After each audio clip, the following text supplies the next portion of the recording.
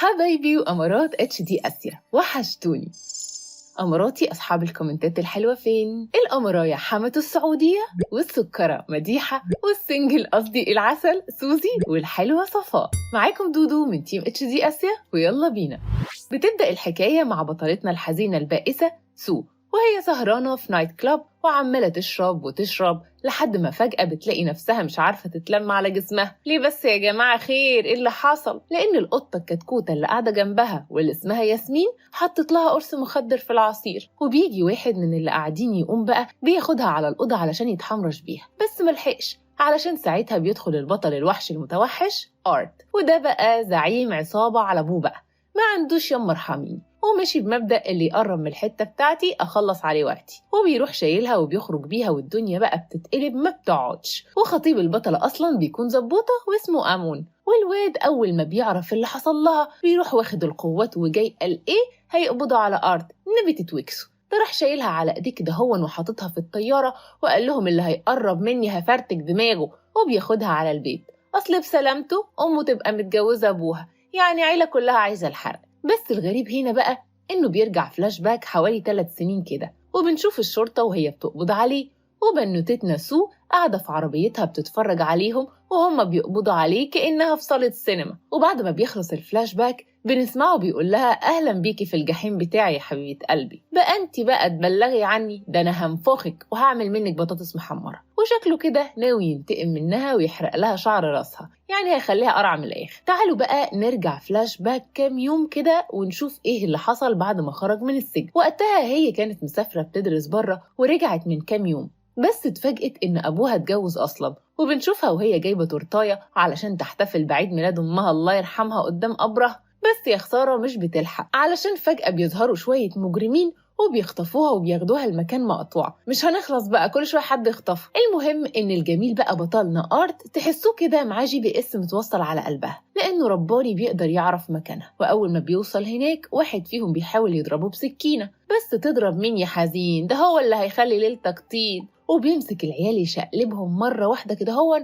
ما بياخدوش في إيده غلوة، وبعدين بيحاول يساعدها. فهي بقى بتقوله شكرا وكل حاجة، بس مين حضرتك؟ معقول مش فاكراني؟ طب بصي للسحنة دي كويس يمكن تقدري تفتكريني. ولما بتبصله فجأة عينيها برقت ووشها احمر وطلع دخان من شعرها وافتكرته. يا حستي السودانة ياما بعد إذنك ما عطلكش يا فندم. وبتطلع تجري على البيت، وأول ما وصلت بتقوله الحقني يا بابي، ولسه ما خلصتش كلامها بتلاقي الشبح آرت طالع كده الله أكبر طول بعرض من حمام السباحة. وأول ما شافته بيجيلها شلل رباعي وقفها مكانها، وأبوها بيبدأ يعرفهم على بعض. أحب أعرفك ده آرت ابن مراتي، ومن هنا ورايح هيبقى زي أخوكي. فبتقول له هي عوجة لسانها كده هون اكسكيوز مي يا بابي بس أنا ماليش أخوات. ولما بتدخل بتلاقي شنطة آرت فبتفتشها يمكن تلاقي أي حاجة تثبت إنه مجرم وتوديه في 60 داهية تاني، شكله هيبقلشك والله. وقد كان فعلا. بتلاقيه واقف فوق دماغها. بتدوري على حاجة يا قطة؟ لو محتاجة فلوس ممكن أكرمش لك 20 واديها لك. ومرة واحدة تحول زي النمر المفترس. بقى يا بنت العفاريت مش مكفيك السنتين اللي أنا قضيتهم في السجن بسببك، انت عايزة مني ايه بالظبط يا بنت انت؟ وطبعا لما لقيته فعلا هيخلص عليها بتكذب عليه باسم الحب وبتربط ايديه بالحزام وبتجري من قدامه قوام. ويا عيني بتفضل قاعدة في أوضتها مرعوبة، يعني مش بس جاي عشان ينتقم منها، ده كمان عايش معاها في نفس البيت، يعني مش بعيد يخنقها وهي نايمة. وساعتها بقى بتفوق من تفكيرها على مرات أبوها وهي داخلة تتكلم معاها كلمتين. فبتقول لها سو والله يا مرات أبويا مفيش عداوة بيني وبينك، بس ابنك ده مش نازل لي من زور وشكلي هخلص لك عليه. فجأة بقى لقاته في وشها طص، وبيقول لها طب وهنا عليكي برضه يا مزتي، ده انا حتى طيب وحنين والله. فالست الحاجة والدته بتسيبهم يتكلموا مع بعض زي الاخوات وبتخرج، وهو بقى بيقرب منها وحياة امك لوريكي العذاب الوان، عارفة هنتف شعر راسك شعرايه شعرايه، وبعد ما يخلصوا هدخل على رموشك برضه شعرايه شعرايه. بس مرة واحدة بيلاقي مين فوق دماغه؟ خطيبها أمون، وده بقى عشان ضابط شرطة فبيرفع عليه المسدس. بس أول ما بيشوف وش آرت فبتستغرب وفي نفس الوقت بتحب تضرب على الحديد وهو سخن زي كده يا بنت يا دودو. وبتروح ماسكة دراع أمون ومأنججاه. نسيت يتعرفك حضرة الضابط خطشيبي. وسبحان الله كأن في سكينة اترشقت في قلبهم هما التلاتة. والغريب إن أرت حس بالغيرة، وأمون بيستغرب هو ليه أرت وشه احمر كده. وبعدين بيقفوا الاتنين يتكلموا مع بعض، وبنسمع أمون وهو بيسأله انت ايه اللي شقلب حالك كده بعد ما كنت ضابط في الأكاديمية؟ انتهي بيك الحال في السكابرنس كده؟ يعني بقيت مجرم وكمان زعيم عصابة؟ يعني مش حتى لسه مبتدئ؟ لكن أرت بيغير الموضوع وبيقوله ما تشغلش بالك انت يا صاحبي، اللي فات مات واللي جاي خده على قلبك من سكات، وبيسيبه يمشي. واخر اليوم بتدخل تاخد شاور، وده والله ابسط حقوقها، بس على مين؟ انا مش هسيبك غير لما اعمل لك تروما. وفجأة بيقتحم عليها الحمام. يا فضحتي ليه كده؟ حرام عليك، انت ما عندكش اخوات بلاستيك؟ انت لسه شفتي حاجة؟ ده انا هخليكي تمشي تكلمي نفسك زي المجانين. طب خلاص يا عم والله انا كدودو والفنزات هنا اسفين ليك بالنيابة عنها، بس البت خلاص هتموت في ايدك، سيبها بقى. والحقيقة هو ده كان مجرم متوحش ما بيرحمش. والحلاوة بقى انه اتجنن وغار عليها لما سمع صوت أمون جاي بره. فالبنت بتفضل تقول له ابوس ايدك بلاش تفضحني، شرف العيلة. طب زحلقيه احسن لك. وفعلا سمعت الكلام وزحلقته. وبعدها بتنزل تحت، فبيكون أمون لسه مستنيها وبياخدها يفرجها على الفندق اللي هيعملوا فيه حفلة الزفاف بتاعتهم. بس يا عيني فجأة بيلاقوا أرت داخل عليهم بالرجالة بتاعته. وبعد شوية بيجي مدير الفندق وبيقول لأمون أنا آسف يا فندم الفندق كله اتحجز. فبيستغرب وبيسأله ازاي يعني؟ ما أنا مكلمك قبل ما أجي وقلت لي الدنيا تمام. فالمدير اتلجلج ومعرفش يقول له حاجة. وطبعا أمون فهم على طول إن أرت هو اللي ورا الليلة دي كلها. فبيقول للمدير خلاص شوف لنا فندق تاني جنبكم، بطل غباء بقى، ما هو أكيد كل الفنادق نفس الوضع محجوزين. وبعد شوية بيجيله تليفون بإنه لازم يرجع الشغل دلوقتي حالا، فبيعتذر من خطيبته وبيمشي. ساعتها بقى بتدخل بنوتة كده اسمها ياسمين، والحقيقة إنها بتبقى مزة عود وبطل كده في نفسها، وبتروح قاعدة جنب أرت. فبطلتنا سو قالت لك إيه بقى؟ أوبا أخيرا فرصتي جاتلي، حالا هرد لك نفس القلم. وراحت قعدت وسطهم زي الخازوق وبسهوكة بتقوله هي مين دي يا أرتي يا حب عمري؟ فياسمين اتضايقت وبتسألها وانتي مين بقى إن شاء الله عشان تسألينا السؤال ده يا روحي؟ إيه ده هو أرت ما قالكيش إن أنا بقى أخته؟ ده طلع مش بيحبك خالص مالص بقى. فجأة بيجي موظف الفندق وبيدي الأرت كارت ذهبي لأنه عميل مميز بالنسبة لهم. والكارت ده يا فنزاتي مش عايزة أقول لكم على الفلوس اللي فيه بقى بتبقى قد إيه. يا رب كل واحدة فيكم تلاقي واحد زيه وهي ماشية. وهنا بقى سو نتشت الكارت وباي باي بقى مع السلامة. بس من غبائها نسيت مفتاح عربيتها على الكرسي. فبيخرج وراها وبيقول لها طب وحياة داجي اللي قاعد في البيت زي قرطاس اللب ده وسايبك تتصرمحي على حل شعرك مع خطيبك النايتي لافسخ خطوبتك منه في 3 شهور بس. طب ولو ما قدرتش يا روحي اقسم بالله لخليك تركع تحت رجلي وتعتذر مني. موافق، وده تحدي بينا. تاني يوم بتلاقيه قاعد مع ابوها وبيتكلموا عن الاستثمار الجديد اللي هيعملوه في الجزيره بتاعتهم. ما شاء الله انتوا كمان عندكم جزيره، طب ممكن اجي اصيف فيها؟ اصل مش معايا فلوس والله اروح الساحل. المهم انها راحت نازله عليه محموقه كده هون وبتقول له جرى ايه يا داجي؟ هو انت بتتكلم مع اي حد غريب كده عن شغلنا؟ فالراجل يا عيني بيتكسف وبيبقى عامل زي التيشيرت المبلول وبيقول لها ايه اللي انت بتقوليه ده يا بنتي؟ ارت دلوقتي يعتبر اخوكي واحنا عملنا شغل كتير مع بعض في الفتره اللي انت كنت مسافره فيها، وقريب جدا ان شاء الله هيبقى معانا في الشركه، بس انت ما تنبريش فيها. وبالليل بقى بتصحى من النوم مفزوعه زي كل يوم بعد ما بتحلم بيه وهو بيوعدها انه هيخلص عليها وخلاص هتقطع الخلف على ايده. ولما بتخرج للبلكونه عشان تشم شويه هوا بتلاقي ارت واخد عربيته وخارج. فقالت يبقى اكيد رايح يعمل مصيبه وده احسن وقت اقدر امسكه متلبس. وبتاخد عربيتها وبتطلع وراه. فجاه بتلاقيه فوق دماغها زي عفريت العلبه وبيقول لها مفيش داعي نحرق بنزين في عربيتين، مش انت حابه تشوفي العالم الجحيم بتاعي؟ يا مرحب بيك يا قطه يلا اتفضلي. وبياخدها على البار وهناك بتلاقيهم خاطفين راجل وبيعلموه الادب. اعترف يالا الشحنه اللي جايه هتودوها فين؟ اقسم بالله هقطع رجلك واخليك معاق شبه القطه اللي معايا دي. فالولد بيقدر يخلع منهم وبيحط السكينه على رقبه سو وبيقول له يعني لو انا اعترفت وقلت لك مكان التسليم فين هتسيبني؟ بيقول له وحياة امك ما هسيبك بقى، انت بتثبت مزتي. وبيتغاب عليه بكور البلياردو وبيديله يمين في شمال. تستاهل، ده غبي ما بيتفهمش، مش بعيد يضربنا كلنا دلوقتي. وفي الاخر بقى بياخدوا القطه الصغنونه وبيرجعوا على البيت وهناك ما بتلاقيش حد. وبتلاقي ارت بيقول لها امي وابوكي سافروا يقضوا شهر عسل جديد والبيت فضي علينا، وحياة امك لقطعك في اكياس وهحط كل كيس في مدينه شكل. هتشوفي بقى أنا هعمل فيكي إيه. بس غصب عنه بيتسحر بجمال عيونها وكأن الزمن وقف بيهم، وحب بقى ونظرات ودباجيب وحاجات تانية كتير. وبسلامتها بقى بعد ما بتطلع أوضتها بتفضل قاعدة تفكر فيه لحد ما بتسمع صوته وهو بيتكلم تحت مع المساعد بتاعه، وبتفهم من كلامهم إنه ناوي يسرق الجزيرة بتاعتهم. فبتنزل تسأله ممكن يا فندي أبو طويل أنت تفهمني إيه الكلام اللي أنا سمعته دلوقتي ده؟ بصي يا عسل انتي، أنا مش ناقص قرفك، كفاية عليا قرف الشغل، وأنا ما عنديش أي مبرر لأي حد. سامعة ولا علقك في المروحة؟ ليه يا حبيبي الكلام ده عند الست مامتك اللي بتلف حوالين أبويا أنت وهي عشان تسرقوا فلوسنا يا حرامية يا ناوش. بصراحة يا فنزيتشي كانت خناقة عالمية وما خلصتش لحد هنا. الهانم لما اتعصبت عليه قطعت له السلسلة، والمصيبة بقى إن دي فيها رماد أبوه، فالواد اتحول لنمر كان هياكلها علقة، بس مسك نفسه بالعافية في آخر لحظة. وهي لما عرفت كده صلحتها وسابتها له مع رسالة بتقول له فيها أنا آسفة يا عمري. وفي نفس اليوم خرجت مع الواد النص سوا ده اللي هو خاطبها علشان يشوفوا فستان الفرح، وهنا بتقول له معلش أنا حاسة إن أنا وأنت كنا إخوات لأننا متربيين مع بعض وكده، إيه رأيك نستنى على موضوع الجواز ده شوية؟ فبيتكسف وما كانش عنده حل غير إنه يوافق. وكمان بتسأله احكي لي بقى إزاي أرت كان في كلية الشرطة معاك ودلوقتي بقى مجرم. فبيحكي لها أمون بقى بصي يا ستشي والله ده كان واد بطل مستحيل حد فينا يقدر يهزمه، وكان بيطلع الأول على الدفعة كلها، بس فجأة كده محدش عارف إيه اللي شقلب حاله. المهم بقى خلينا في موضوعنا، لو انتي مش عايزانا نعمل فرح دلوقتي أنا موافق، بس إيه رأيك نتجوز كده وكده، يعني علشان أحميكي من أرت وأنقذك من البيت ده وأبعدك عنه لحد ما تحبيني براحتك. فبتفكر مع نفسها وبتوافق بس علشان تغيظ أرت وتكسر مناخيره، لكن هي من جواها مش هتتجوزه أصلا. وراحوا يختاروا فستان الفرح فعلا، وأرت لما بيعرف بيروح واخد الست ياسمين وبيطلعوا على هناك. دي بقت حاجة آخر مليطة، وبيخليها هي كمان تقيس فستان. طب ما فيش واحد لدودو طيب، يعني هي جت عليا يا عم أرت. المهم إنه بيحاول يستفزها زي كل مرة،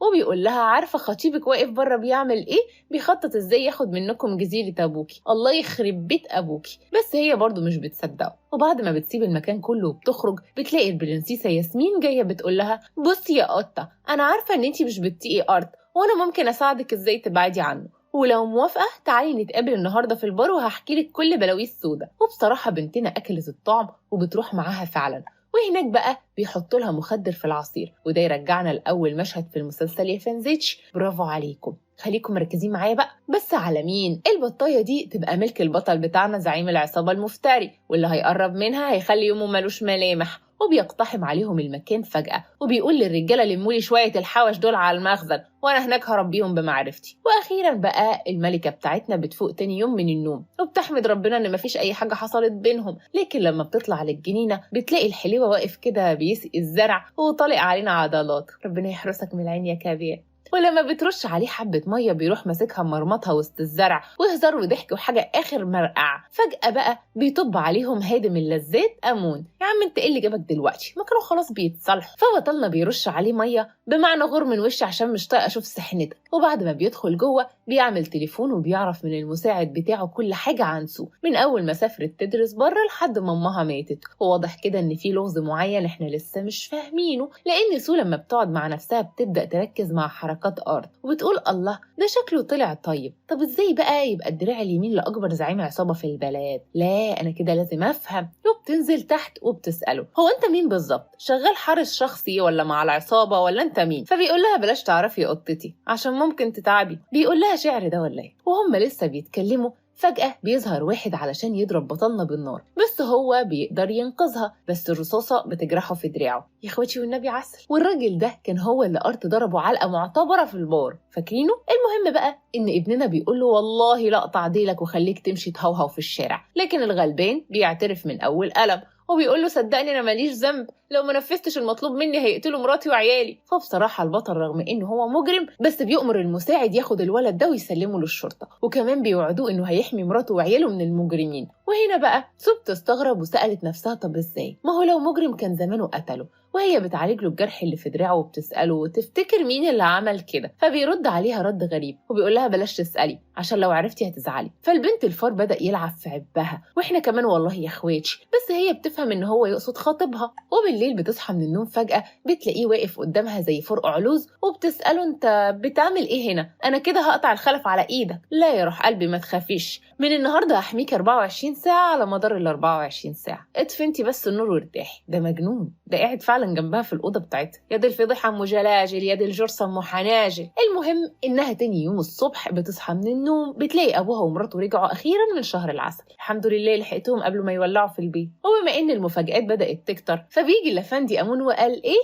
عايز يتجوزني، قصدي يتجوز سو. فالبنت ما كانتش عارفة تعمل إيه، وبتاخده تكلمه بره وبتقول له يا فندي يا محترم، مش إحنا اتفقنا نأجل موضوع الفرح ده شوية؟ وقبل ما يرد عليها بيلاقي أرت جاي ياخدها وبيقول له معلش يا أمون أخويا، لسه أهلنا جايين من السفر وهنقعد بقى كده أهل مع بعضينا، بصراحة مش وقتك خالص، تقدر تتفضل أنت، مع السلامة. سلام سلام سلام سلام. يا عالكسفة اللي أنت فيها يا حازم. والولد بعد ما طلع بره فضل يقرص على أسنانه بغل. بقى أنت يا أرت تاخدها مني؟ طب استنى علي بس، استنوا هنا بقى في مفاجأة جامدة جدا. الأفندي أرت طلع شغال جاسوس لحساب موري. ومين بقى موري ده كمان إن شاء الله؟ ده يبقى زعيم العصابة. أيوة هو اللي أرت يبقى دراعه اليمين. وأمون بيعمل إيه بقى يا دوجي؟ بيقول له بص يا باشا، أنا عرفت إن في عميل سري مزروع عندك في العصابة، وشوف هو مين بقى، أنا مجرد فاعل خير. وطبعا لما لمح له كده من تحت لتحت إن العميل السري ده هو أرت، هو أنت كده فاعل خير يلا؟ ده أنت داخل جهنم بسكوتر. وطبعا زعيم العصابة مش هيسكت، جاب أرت وحطه تحت الاختبار. هو بيجيب له ولد كده غلبان وبيقول له إن الواد ده طلع جاسوس للشرطة، قول لي يا أخويا هنعمل معاه إيه؟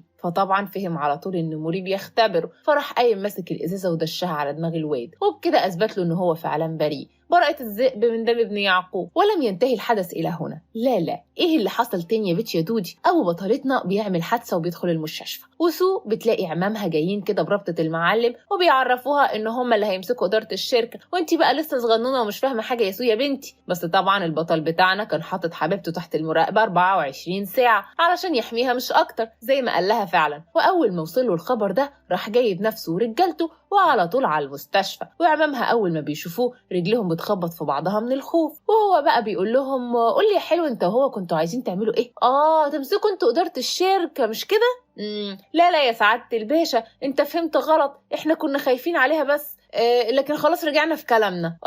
طب لو حد فيكم قرب منها ولا من فلوسها هحط راسه مكان رجليه. هتسألوني يعني ايه يا دودي؟ هقول لكم معرفش، ما تسألونيش، هو قال لهم كده وخلاص. بالصدفة بقى هي كانت بتعمل تليفون وشافته وهو نزل فيهم سلخ، واستغربت ايه ده، هو فعلا بيحميني مش ممكن. وبقت كل يوم تعرف عنه حاجة جديدة بتبهرها بيه وتحببها فيه. يا خيبتك التقيلة يا خيبتك. وبعد ما بيرجع البيت بيقف يتأمل فيها بحب من بعيد وهي بتشتغل. لحظتها بتنزل أمه من فوق وبتقفشه. بص بقى يا ابني، انا عارفه ان انت بتحبها، بس لازم تبقى عارف ان ده قانونا ما ينفعش، لان انت وهي اخوات وبس، وانا كنت امنيه حياتي اشوفك ضابط شرطه لابس البدله الميري، والحلم ده للاسف انت دمرته، فكفايه بقى ولم نفسك. وقبل ما يمشي بيلاقي سو بتنادي عليه وبتقول له انا عايزه اسمعك التسجيل ده. والمفروض ان هو فيه كان بيتكلم مع زعيم العصابه وبيوعده انه هيحاول ياخد الجزيره من جوز امه اللي هو ابوها. ايوه هو. وبتساله ممكن تقولي ايه ده؟ انت مصدقه الكلام ده فعلا؟ بصي انا مش عايزك تثقي في اي حد، واسمعي اللي قلبك وعقلك هيقولوا لك عليه وبس. سمع ولا اقول كمان؟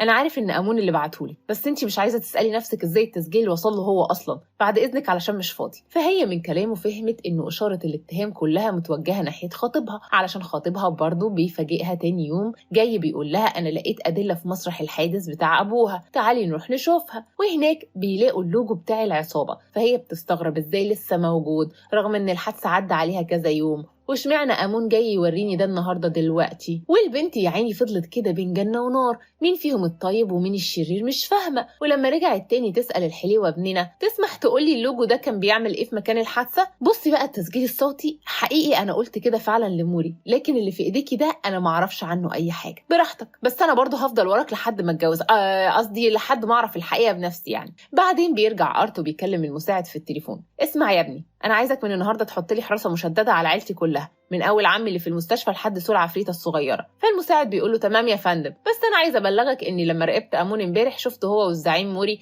رايحين جايين مع بعض من ملعب الكره للنادي. فابننا قفل من هنا وعمل مكالمه قال فيها جمله واحده، الفار قرب يخرج من الجحر بتاعه، وده كان لغز احنا هنعرفه بعدين. وبعد ما بينهي المكالمه بياخد اوراق مهمه بتثبت ان هو ملوش علاقه بالحادثه وبيروح يديها لسو، اللي بتساله انت عايز تقولي فعلا انك بريء؟ يعني انا لو قلت لك كده هتصدقيني؟ هتتفاجئ طبعا لو قلت لك ان انا فعلا هصدقك. طيب عموما انا وموري ملناش الحق ان احنا ناخد قرار من نفسنا كده في العصابه، لازم الامر يجي لنا من الزغلول الكبير من فوق. ايوه برضو مش فاهمه، يعني انت عايز تقول لي ايه؟ شوفي انت مين اكتر حد مستفاد من الحادثه دي واكيد هتعرفي لوحدك. وبكده طبعا هي فهمت انه يقصد امون، والحقيقه ان هي كانت شاكه فيه بنسبه كبيره من الاول. طب عايزه اسالك سؤال تاني، ليه انت وامون عندكم نفس العلامه في نفس المكان؟ ابدا يا ستي، ايام الكليه كان في تدريب مسابقه على اللي هيطلع الاول، وقعنا احنا الاثنين في نفس المكان واتجرحنا نفس الجرح. بعد كده بنتنا بتروح تقابل امون وبتبدا تلمح له في الكلام ان ارت ما يقدرش يعمل في ابوها كده لانه اكيد هيطلع خسران، صح ولا انت مش معايا؟ فقولي كده يابا. وهو على طول فهم انها شاكه فيه، فحب يثبت لها انه بريء وراح لها تاني المستشفى وايديه مجروحه ومعاه واحد من الاتباع بتوعه، وبيخليه يقول لها ان امون وهو بيحاول يعرف مين المجرم طلع عليهم شويه مجرمين وضربوهم وكلام فارغ كله كده. بفكر ان الكلام ده هيدخل عليها، بس هي هرشت الفوله وسالت نفسها اشمعنى امون في الوقت ده بالذات جاي يوريني ان ايديه اتعورت علشان ما يخلينيش اشك فيه طبعا. وده كان اكبر دليل اثبت عليه التهمه. حضرتك غبي قوي يا فندم. وبعد ما بيروح البيت بيلاقي ابوه عمال يقول له انت فاشل،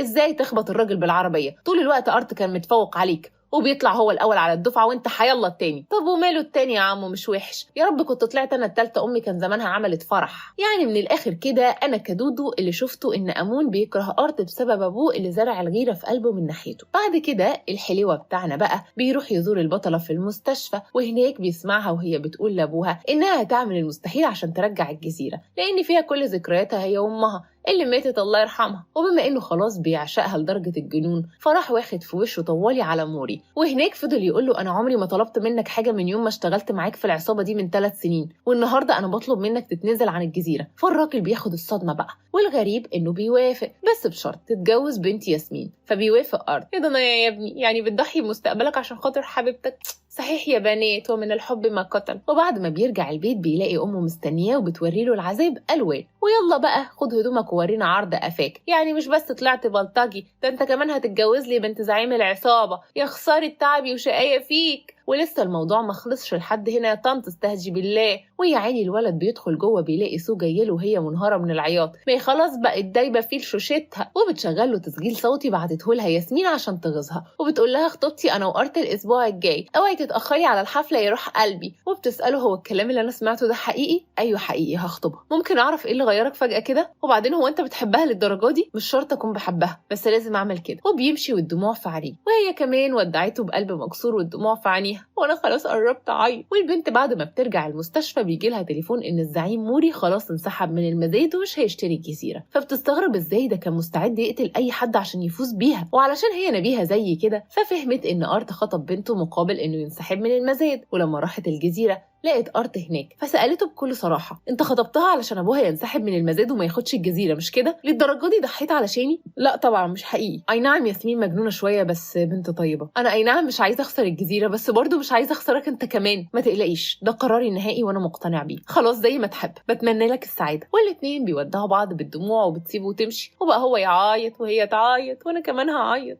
يا حستي السودانه يما. بعدين بقى بنسمع المساعد بتاعه وهو بيساله لما انت بتحبها ليه بتضحي بيها؟ فبيقول له علشان موري اكيد مش هيرحمها لو انا اتجوزتها، فانا عايز احميها منهم كلهم. يا وعدي عليك يا قمر. والحمد لله اخيرا ابوها بيفوق من الغيبوبه وبيعرفها ان امون هو اللي حاول يقتله وخبطه بالعربيه. تتخبط في دماغك يا امون يا ابني. هنا بقى ارت بيعمل حاجه حلوه قوي، بيروح لموري وبيقول له انا اسف وحياه قرعتك الغاليه دي اعذرني مش هقدر اتجوز بنتك. فالراجل اتعصب وكان هيضربه رصاصه في دماغه. بقى كده يا حقير بعد ما اخسر الجزيره تضحك عليا وتلبسني الطاقيه؟ عموما انت من النهارده مالكش عيش معايا، اتفضل اطلع بره. قال يعني كده خرجه من الجنه، ده انا لو مكانه كنت رقعت بالزغروطه وانا طالعه. واخيرا بيجي له تليفون بان الادله كلها بقت كامله متكامله. اما امون بقى فكان خلاص بيعمل حمام على نفسه حرفيا لان الشرطه جت وقبضت عليه بعد ما الحاج ابو سو قال الحقيقه. مش عايزه اقول لكم بقى ابوه عامل فيه ايه، كان هاين عليه يقلعه ملط ويضربه بالكرباج زي افلام السبعينات. وبنرجع تاني للأقرع وهو قاعد في القصر بتاعه في امان الله. وهنا المفاجاه بقى، استعدوا يا بنات. فجأة بيدخل عليه ابننا أرت ما شاء الله وهو لابس البدلة الميري، حاجة كده طول بعرض ماشي يهد الأرض،